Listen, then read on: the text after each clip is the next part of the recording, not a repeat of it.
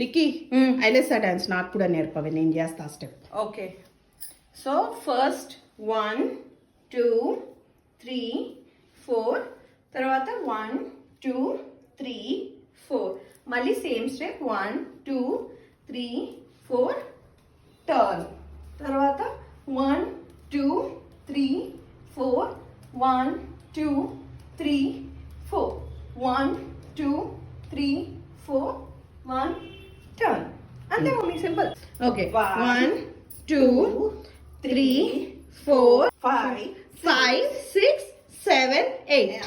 Okay next 1 2 3 4 1 6 7.